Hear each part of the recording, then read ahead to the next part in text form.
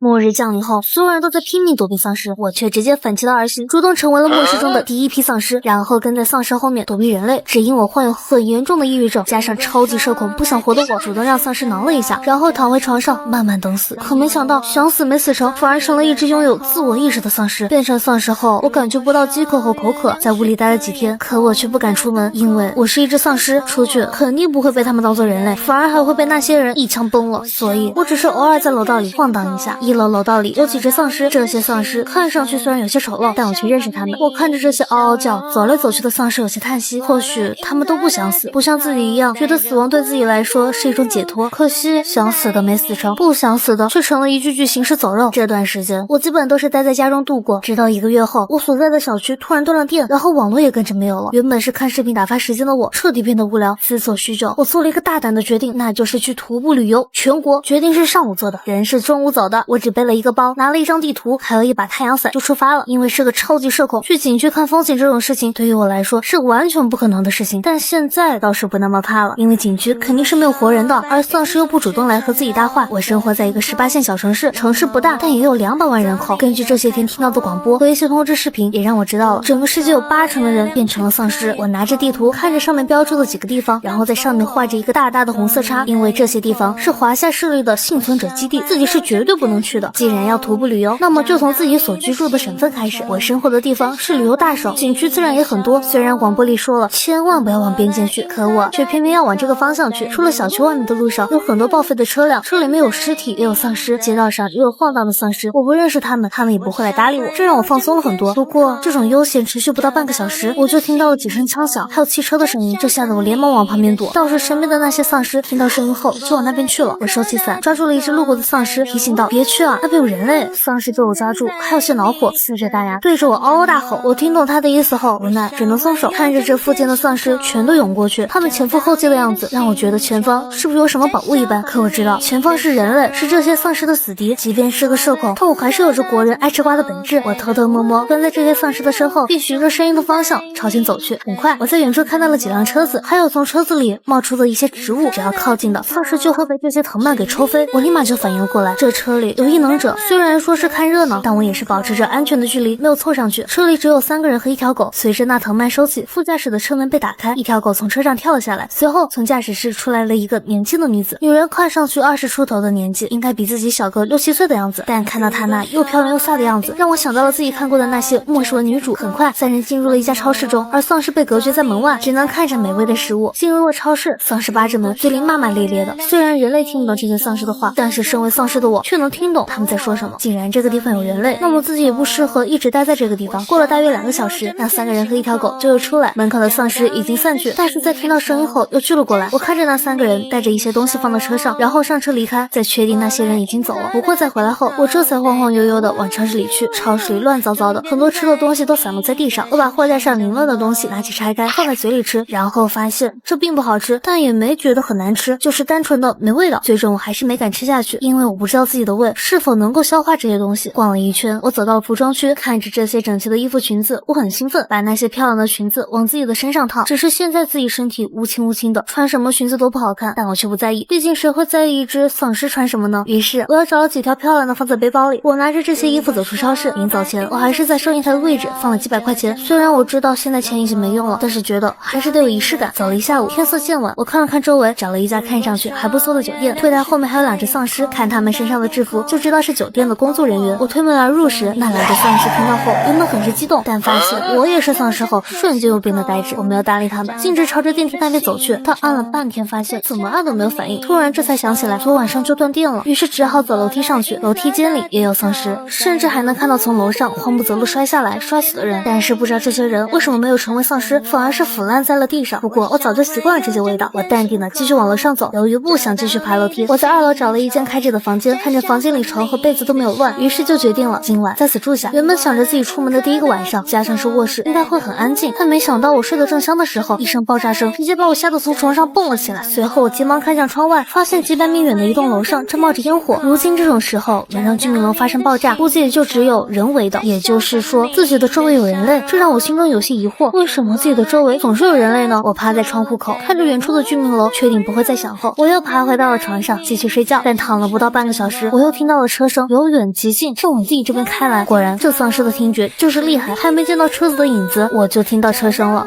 虽然这对于我来说，这确实是一件好事，但如今我却觉得自己可能有些自身难保，因为这车子似乎在自己居住的酒店楼下停下了。紧接着，我又听到了他们对话的声音：今晚就在这里居住吧，这周边没什么太多的丧尸，这个酒店看着也不错，并且是城边，今晚在这里休息一晚上，明天早上再走。这是一个男人的声音，听着年纪应该不大，可是最后回应的是一个女孩子的声音，似乎整个队伍是她在主导地位。在女孩应下之后，这些人就准备在这家酒店落脚了。但此时的我很慌张，因为自己是丧尸，若外表和人类一样也就算了，说不定能蒙混过关，但现在自己可太像个丧尸了。或许是因为变成丧尸时太痛了，我的手臂有一个很深的豁口，虽然没有任何疼痛，但就这青灰色的皮肤，豁开的手臂，怎么看都不像是一个普通人。然而这还不是最糟糕的，最糟糕的是我听到了狗的声音，这瞬间让我想到了白天时遇到的那三人组，他们三人的无力值就算是10个自己也只有被秒的份。突然就在这时，房门被人拉了一下，吓得我直接躺在地上装死。很快我就听到了有人进屋的声音，这间屋子倒是干净，看样子应该没人住。但下一秒，我天，为首的少年走进来时还没看到人，结果走进房间后就看到了正躺在地上装死的我。只是从少年的视角看，我就是一个死人，没有呼吸，肤色灰白，手上还有一道深深的伤口。之后又走进来一个女孩子，女孩子看到躺在地上的我时，又看了看床边的摆设，随后上前。此时的我紧张死了，这些人怎么回事啊？酒店里房间那么多，为什么偏偏选到了这一间？不过反正自己没有呼吸心跳，就算对方过来试探自己的鼻息也是没用，我只要躺在地上不动就好了。当我准备好让这个女孩子试探自己的鼻息时，结果下一秒我却懵了。金姐，你这是在做什么呀？她都死了。少年没有想到顾婉晴竟然会把这具尸体从地上抱起来，而顾婉晴却充耳不闻，把我放在床上后贴心的给我盖好了被子。抱歉，我和我的朋友打扰了，你好好睡。顾婉晴看着床上的我开口道。说完，顾婉晴就带着2个人出去了。等到听到房门锁上，整个房间都没有声音之后，我这才敢从眼睛里微微睁开一条缝。在确定了真的没人后，我才放松下来。要是这些人还不出去，那我就要爬起来冲出去了。虽然那个妹妹很温柔，但我还是不适应。我就这么躺在床上，一直到了天亮。虽然已经变成了丧尸，睡不睡觉已经无所谓了，但怎么说自己还保留有人类的思维，所以还是会觉得晚上就应该睡觉。但发现自己完全睡不着，因为很怕那3人一狗又折回来。果不其然，天一亮，我房门就被人推开了。晴姐，你管他做什么，他都死了。少年跟着顾婉晴走进这间房间，心中很是不解。我知道，但总不能放他在这里腐烂吧，总要让他入土为安才是。顾婉晴回应少年的话，我听到他说的话后，心中有些无语。不是妹妹，这是末世啊，就应该拿了物资，然后去幸存者基地，而不是在这里好心埋尸体。我确实是死了，但又没完全死，用不着你好心把我埋土里。但我又不敢开口说话，因为自己是个丧尸，被发现还活着的话，肯定会被杀掉。于是只能任由顾婉晴把我埋在了土里。好在我现在已经不用呼吸，被埋之后也不会觉得难受，除了泥腥味比较重之外，好像还挺舒服的。这让我想着，等走遍想去的地方之后，就挖个坑把自己埋了。就这样，我在地下睡了一觉，等再爬出地面的时候，天边已经染成了红色。从早上一直睡到傍晚，弄干净衣服之后，我看了看四周环境，发现自己已经离开了城区。此时我就在城郊收费站外的一片绿化带里，收费站附近全是报废的车辆，还有一些丧尸的残肢，这应该是顾婉晴他们杀的。印象中这附近应该是有一个幸存者基地，所以顾婉晴才会把自己埋在这个地方，而且还给我放了一束花，这让我有些意外。随后我就朝着自己的目的地而去。我的第一个景点是湿地公园，距离现在的位置也就50公里，反正自己不用吃饭睡觉也不会累，一天一夜应该能走到。顺着高速路往前走，没走多久天就完全黑了，因为变成了丧尸的原因，夜晚对我来说也就比白天稍微暗了一点。又走了差不多3个小时，突然远处的小镇里传来了一声枪响，这声音让高速上的丧尸全部朝着声源方向挤过去。出于好奇，我也进入了城镇当中，随着我鬼鬼祟祟跟着丧尸往前走，终于在不远处我看到了一辆车，但似乎车上并没有看到有人类，车子的轮子已经损坏，挡风玻璃也坏了，看样子是汽车逃走了。突然我闻到了空气中飘来的一股奇怪味道，这味道就像是闻到了肉香和蛋糕一样，而这种味道我只在顾婉晴他们的身上闻到过。之前本以为是顾婉晴他们的物资里有肉和蛋糕，但后来我才发现这并不是，是丧尸本能把人类当做美食的味道。我跟着丧尸汇聚的方向走去，很快我就看到了一栋被丧尸围满了的高楼，看来刚刚汽车逃走的人应该就躲在里面，但这个地方躲上1-2天可以，可时间一长，就算不被丧尸吃掉，那也会被饿死。我四处看了看，然后就鬼鬼祟祟的往另外一个方向去。我摸到了镇上的广播室，捣鼓了半天，终于连上了广播。我能做的大概只有这个，到时候能不能跑，那就是他们自己的命运。随着广播一响，丧尸闻声而动，只要这些人不傻，都知道这是一个跑路的机会。而躲在那栋楼里的幸存者，原本是想来这个镇子寻找点物资的，结果却被丧尸追着跑，然后车子还爆胎了。没办法，他们只能弃车逃走。如今他们被困在这楼上，想要逃走几乎是不可能了。虽然门已经被他们锁死，但他们手中的食物少之又少，并不够他们撑几天。正当他们几人绝望之际，就听到空中传来电波声。这是什么声音？有人听到了这个声音，有些惊异，不知道应该是镇上的广播室。是这广播室里还有人吗？毕竟如今末世已经20多天了，谁还能在这种小镇里苟住1个月的时间呢。他们的话音刚落下，就听到这广播居然开始放歌，因为声音太大，这楼下的丧尸全部朝着声音的地方去了。这些人看到丧尸离开就知道了，这是逃走的最好机会。广播室那边会不会有人？这也算是那人救了咱们。下了楼往镇子外面走，目前他们确实是脱离危险。那个放广播的人真的没问题吗？队伍中一个男孩疑惑道，应该没人吧，就算真的有人肯定早就跑了，毕竟要是丧尸围过去可就跑不了了，没人那么傻。小队里带队的人分析道。然而他们不知道的是，此时那个救了他们的人正在开 party。我见那些丧尸都朝着广播室这边来，只觉得有些壮观。果然人死了，社恐属性也减少了一些。当然这只是针对这些丧尸而言，毕竟这些丧尸不会主动和自己交流，而且就算主动和他们搭话，这些丧尸也不会搭理自己。我在楼上看着那些聚在楼下的丧尸，也不知道那些人逃走没，但我能做的也只有这些了。抱歉，这里没有食物，但是你们稍微在这里留一下，应该没什么问题吧。我看着这些嗷嗷叫着要吃的丧尸，只能双手合十的抱歉说道。说完就转身往楼下走。那些丧尸已经爬上楼来了，不过他们无视了我，继续往上走。我从丧尸堆里挤出来，没有选择走大路，毕竟万一那些人蹲在小镇外面守着，看到是自己的话，那可就完蛋了。好不容易绕着爬出了这个小镇，我刚出小镇就发现一处加油站里有人影晃过，这吓得我立马要把脖子缩了回去。这个地方怎么还有人？我记得自己是从那些人的反方向出小镇的，怎么还遇上了？还好自己现在的丧尸嗅觉比狗灵，不然就要撞上这些人。不会真的是来这里堵自己的吧？没办法，我只好偷偷摸摸又开始了绕路，然后从这加油站悄悄爬上了高速，继续朝着南方走。当第一缕阳光从地平线冒出来时，我眯了眯眼睛，明明才早上7点钟，这热浪已经袭来。不过目前这个温度还是受得住，因为周围有镇子，我还不能打伞，要是被人看到估计得上来把我问个遍。走走停停，发现这高速路上的车子逐渐变少了很多，看来前方就不会有车子挡路了。下一个出口还有30公里，而我则是需要转个方向朝着西边去。就在我准备往西边的入口转身，车辆的声音又让我急忙蹲下了身子，露出半个脑袋，长明明的看着高速外的国道。只见一道略微有些破旧的大巴正在国道上疾驰，而大巴上坐着10几个人，身后还跟着几条丧尸狗。虽然变成了丧尸，但这丧尸狗的速度却很快。看到这一幕，我急忙拿出相机来拍了一张。既然是徒步旅游，那么就要把自己路上遇见的新鲜事物拍下来。就在我拍完照片准备站起来时，几声枪响，让我吓得把头摁了下去。我的视线看向了后面追上来的那辆越野车，车子很熟悉，因为昨天我还挡过后备箱。这是顾婉晴的车，而枪声就是从顾婉晴车上发出的。随着几声枪响，枪命中且爆头，那些丧尸狗因为速度太快，直接飞了出去，撞在了路边。没有了威胁后，前面的大巴车速慢了下来。在越野车追上大巴时，车子停下了，因为有一些距离，我听不清他们在说什么，但从大巴车上的人的表情可以知道，估计是感谢顾婉晴的。顾婉晴看了一眼大巴车，然后眼神锁定了什么，还直接绕过车头上车了。这让我有些好奇，顾婉晴要做什么？虽然自己现在确实不喜欢人类，但给自己坟头留花的顾婉晴，我还是蛮喜欢她的。只见顾婉晴上车后，这车上就开始乱了起来。我眯着眼睛看向下面，我就看到一个人被顾婉晴认了出来，那人趴在地上一动不动，忽然又猛地站起来，就像与顾婉晴同行的那个少年，在少年背上背着一把长刀，下面扑过来的人就被少年直接砍掉了半个脑袋。很显然，那辆大巴车上有感染者。从大巴上下来的人看到这一幕都震惊了，他们没有想到自己的车上竟然有感染者，要不是这个小姑娘带着人追上来，估计他们都得死。不止这个司机震惊，就是我都觉得顾婉晴真的很厉害。当然，顾婉晴越厉害，我就要离这个人越远，不然真的打起来，自己就连开口解释的机会都没有，脑袋就被砍掉了。所以还是先跑路吧，这热闹可看不了一点。我往高速路的另外一边走去，这才站起身来想离开，可没想到一转身，我就被远处的那群丧尸给吓了一跳。好家伙，这密密麻麻的，估计得有上千只，也不知道是不是枪声引来的。因为国道这边有高速路遮挡，再加上还有一个转弯，所以从顾婉晴他们的位置根本就看不到尸群已经袭来。我伸手拍了一下额头，犹豫着到底该怎么提醒他们。忽然我想到了顾婉晴的那条狗，那狗嗅觉和听觉应该很灵敏。想到这里，我看了看周围，只见一只丧尸正朝着我的方向走来，于是我连忙上前拉着这位丧尸老哥就往顾婉晴他们的方向走。当走到边缘位置时，我用力扛起了丧尸老哥的一条腿，这只丧尸就挂在了高架的围栏上。丧尸骂骂咧咧的声音立马就引起了那条狗的注意，而我听到狗叫时，立马就跑到了一辆车的边上，然后把车里的尸体拉过来盖在了自己的身上，又开始了装死。很快，少年跟着狗上了高速，顺手把那只挂在围栏上的丧尸给解决。但没想到，那狗却朝着我的位置反扑，这让我很是紧张。不是，你别找我呀，你倒是看对面啊！要不是自己的心脏已经不会跳动，自己都觉得心脏要从嘴里跳出来了。这埋尸之恩可真难还。不过还好，这狗只是越过了我，跳到了对面的高速路上，而对着那个方向呲牙警惕。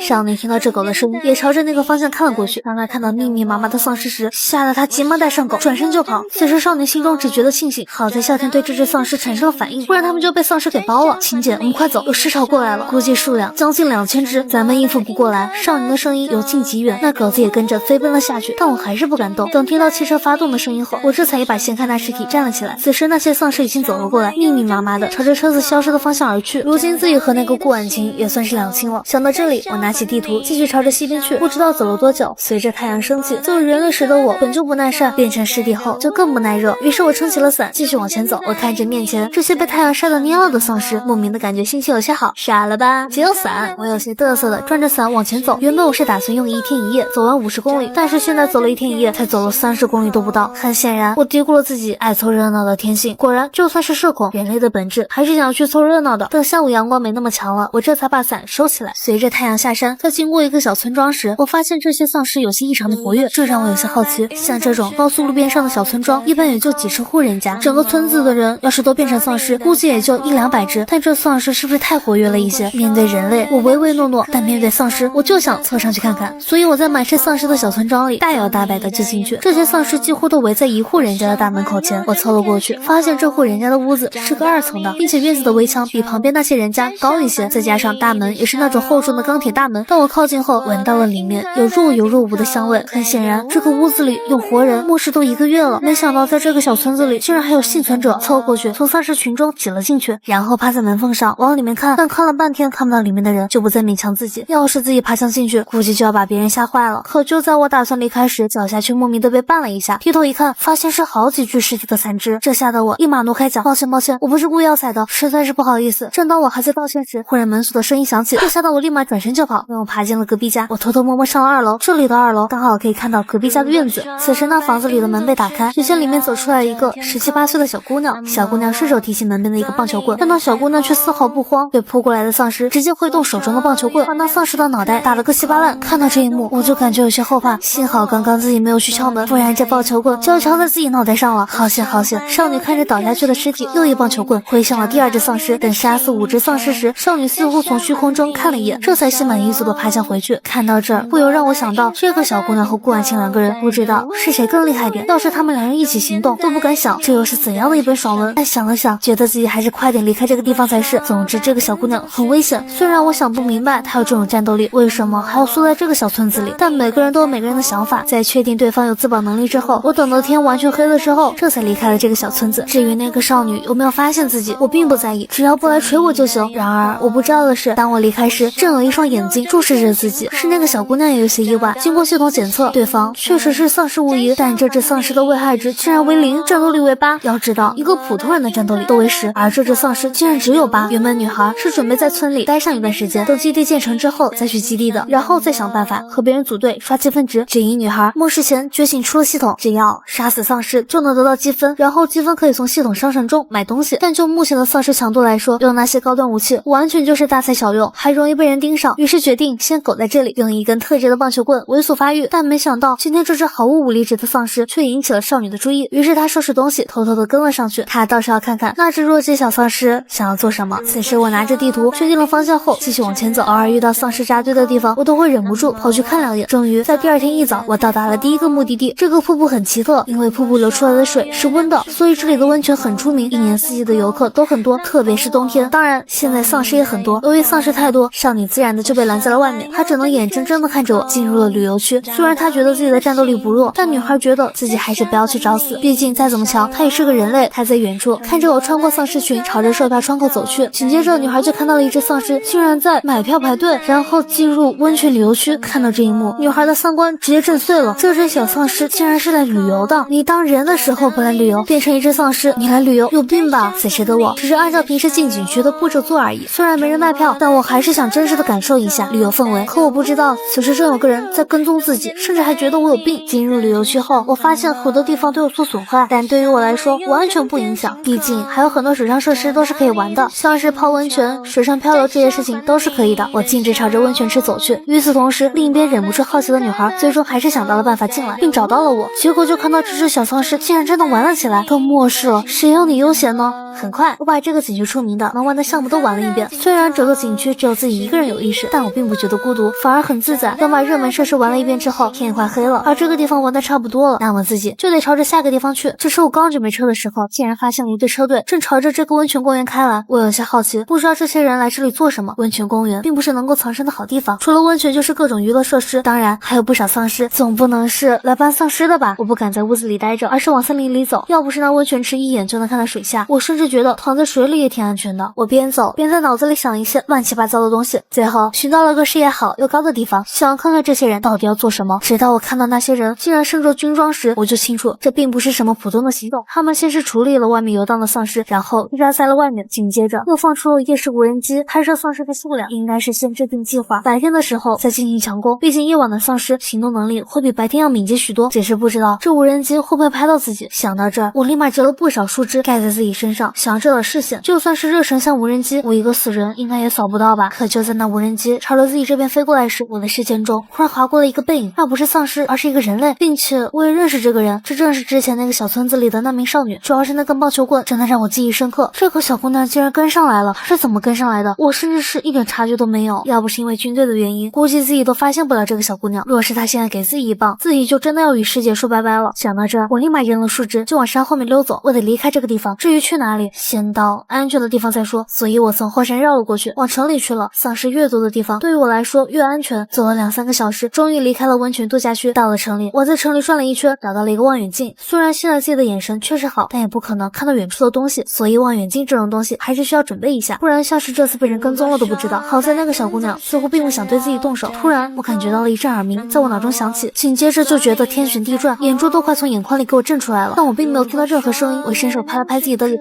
这望远镜就往几十层的高楼上爬去，自己听不见，但确实被影响了，那么说明这是一种声波攻击。如今这个地方没有丧尸，又接近边境，或许刚才的军人就是想在这个地方建造一个驻军之地。若是把温泉区的丧尸都处理干净，确实是一个比较不错的驻边之地。从这个地方的边界也就不到50公里，只要装上设备，但凡有人想要越境，立马就会被抓获。毕竟哪怕如今是世道混乱，但是国之领土不容侵犯。随着我用望远镜，我看向了景区那边，果然看到了一辆大卡车，拉着一个漆黑的设备。虽然我不认识那是什么，但一看就知道那东西绝对很危险。还好自己跑得快，是处在那个音波的中心，那这些丧尸是完全动不了了。当然也包括听觉灵敏的动物，只要控制丧尸的动作，那么丧尸就好杀了。紧接着我握着望远镜又往山下的公路上看，然后就看到了一辆熟悉的越野车，只是如今这车身上挂着属于军队的标志。不是妹妹，怎么哪里都有你？很显然这个顾婉晴是军人，难怪那枪法那么厉害，人家是专业的。顾婉晴的越野车朝着景区那边去，我伸手抓了抓脑袋，差点扯下了头皮上的头发。如今自己已经死了，要是头发掉了，可就没办法再长了。我可不想当秃头丧尸。我连忙伸手摁了摁自己的头皮，随后把望远镜揣背包里，转身就往楼下走。我边走边回忆，想着自己的这旅游可真是一波三折，一路上不是被埋地里，就是被一个末世爽文女主给跟踪，还差点混在社群里被声波攻击给干掉。所以我得换个地方，至少把顾婉晴和那个小姑娘给甩开才行。有这种超级厉害人类的地方，我总感觉自己随时都会脑洞大开。于是我开始翻起了那本旅游手册，然后就开始在地图上点兵点将，这种让运气决定的地方应该会相对安全些。最终我选到了一处3面环山、一面银河的城市，这种城市易守难攻。做好决定后，我当夜天不亮就出发了。毕竟自己跑得越快，就越不容易和人类撞在一起。与此同时，另一边棒球女孩把我跟丢了，她原本是为了避开那热线无人机，所以才选择暂时停止跟踪。直到后来她才发现，官方竟直接动用声波攻击，这些丧尸都被声波破坏了大脑，显得更加的迟钝了。这让她想到，那只小丧尸会不会也变成这样，然后被杀掉了？然后她用系统扫遍了整个温泉景区，都没有搜索到那只小丧尸的尸体后，她这才放心下来，因为系统搜不到，那就代表着这只小丧尸已经跑了。但问题是，现在她跟丢了，而且想要再找到这只小丧尸，除非她进入自己的3公里的范围内，要不然她可能再也找不到。都变成丧尸了，逼人的本事倒是不小。回到我这边，离开这个城市之后，我一路往东走，因为要绕过幸存者基地，那么就需要多绕100多公里的路。不过这对我来说，这并不是什么问题。加上这次我不选择走高速，而是选择往城中走，毕竟有些城里也是有好玩的设施。正当我这么想的时候，我就听到了车辆的声音，还不止一辆，似乎是朝着市里的医院去的。我看着丧尸从自己的面前过去，又转头看向了医院的方向，看上去有几百只丧尸朝着医院围了过去，但医院的大门已经被关上了。很显然他们是进去找药品的。可医院在末世中一般是丧尸的重灾区，想要在医院里找药可是一件很危险的事情。我看着那些丧尸在门口推推挤挤，就从旁边的小巷子绕到了医院的后门处。后门是一处商业街，同时丧尸也很多。我晃悠了几家店铺，然后就看向了医院的后门。后门处汇集了不少丧尸，也有不少丧尸的尸体，应该是有人从这里逃走，把后门关上，阻挡了丧尸的追赶。我并不敢靠近，差不多等天快黑了，那些车队的人离开之后，我这才进入了医院。因为现在没有人类，我自然是大摇大摆的就进入了医院中。地面上躺着不少丧尸，都是被长刀劈掉了脑袋，当然也有新鲜的尸体，这应该是受了伤的人不想变成丧尸，因此就自我了结了。看着这些被啃食的尸体，想了想，于是决定顺手把尸体给埋了。等处理完后，时间已经是半夜3点多了。而从这些人的衣服中，我看到了一张清单，上面写着各种药品需要多少，随即转身就朝着医院的储备钥匙去了。我拿出一个推车，对比着纸上的药品名字，把这些药的数量放了双倍进去。等到早上5点，我推着满满一车的药往城边走。走，因为我也不知道那些人回去没有。总之往边上送就是了。这次没拿够，他们下次肯定还要来。放在那些人的必经之路上，应该可以吧？只是我推着这一车药出了医院没多久，突然就看到自己面前停着的车子，这不就是那些车队的车吗？我不敢再往前，但自己这个位置，那些人是看不到这些药的。要是自己再往前走，就很容易被放射的人看到。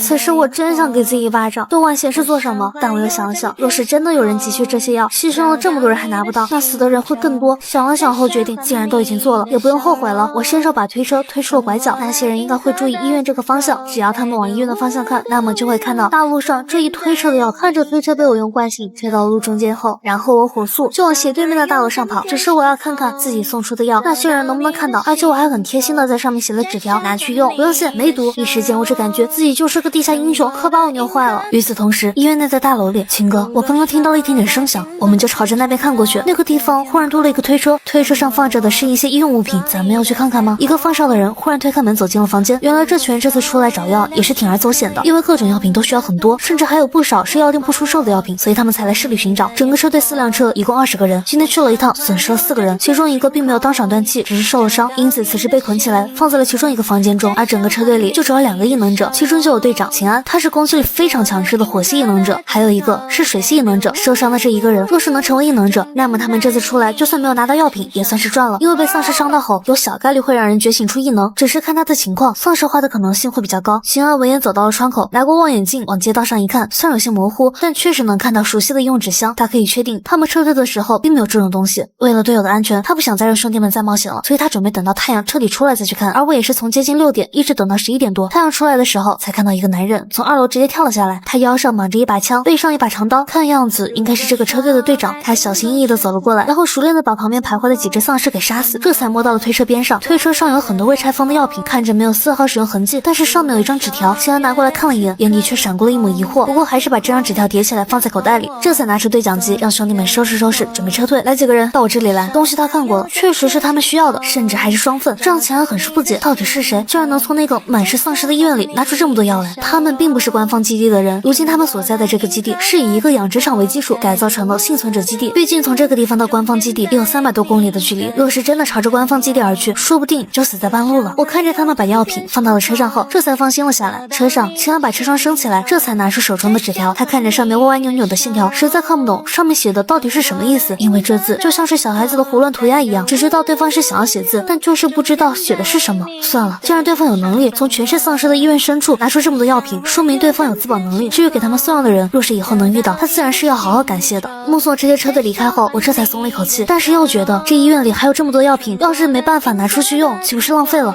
反正自己去旅游又不着急，不如把这些药全都搬到城边上，等有缘人来了也可以拿到。这样的话，别人就不用面对丧尸，也就不会被丧尸攻击了。更何况，要是丧尸被杀光，自己也不好再隐藏自己了。于是，我又推着小推车往医院去。我不分白天黑夜的搬了一趟又一趟，看着眼前这一堆堆成山的药品，又看了看天空，也不知道会不会下雨。于是，我又把隔壁小吃店的那个大伞给拖了过来。做完这些，我只感觉自己完全就是天使，而不是丧尸。另一面，秦安回到基地已经过了2天，今天他打算又准备出去一趟。他的队员听后自然是不同意，毕竟这次去市里寻找药品已经损失了个兄弟，还是他们运气好，得到了好人帮助，才能顺利拿到这些药。放心吧，我自己一个人去也行。若是你们不愿意去，就留在基地。秦安开口坚持，他想回去再看看，因为那张涂鸦纸条他研究了2个晚上，大概是看懂了写的是什么。从那些涂鸦文字可以知道，对方是知道他们想要什么的，甚至还主动帮助他们。但从这笔记上看，显然对方的思维应该是有些不受控制，所以秦安想要去一探究竟。只是小队队员在听到秦安竟然要一个人去时，自然是不同意的。最后只能抽了2个人跟着秦安一起去。秦安见他们要跟着自己去，也没有阻止，只是当他们驾车2个小时到了城边，看着那一堆像是山一样的药品时，3个人都有些反应不过来。这么多药品，就算是2、3个人搬，也要搬好几天吧。秦安看着这一切，立马就让人用无线电联系基地的人，让基地的人开卡车来，你们在这里看着，我去周围看看。秦安此时觉得这些药品肯定是有人故意放在这里的，而且绝对是几天前的那个人。秦安的眼神扫过周围一片，想要找到一点蛛丝马迹。与此同时，我这边我庆幸的自己刚刚还好溜得快，毕竟我也没有想到这男的回来的这么快。一般出了任务不都会休息一段时间吗？怎么1天都不到，这小子又往丧尸窝里钻了，并且他好像在找什么。这小子不会是在找自己吧？想到这儿，我就知道自己又得跑路了。只是这次我有些着急，转头观察时竟撞到柱子上，砰的一声，让不远处的秦安瞬间就反应过来。我有些慌张，现在装死好像不太合适。秦安注意到声响后，径直朝着我这边跑了过来。以他的速度，恐怕不到3分钟的时间就会追上了，并抓住自己。此时我觉得自己是不是命不久矣了？明明自己才帮了他，我急忙推开一边的玻璃门，躲了进去。只是我才躲进去没一会儿，忽然就听到外面砰的一声响，是铁器撞击在一起。起的声音，吓得我立马往后退了几步，接着露出半个小脑袋，偷偷往后看，只见秦安抽出了长刀，挡住了一根棒球棍。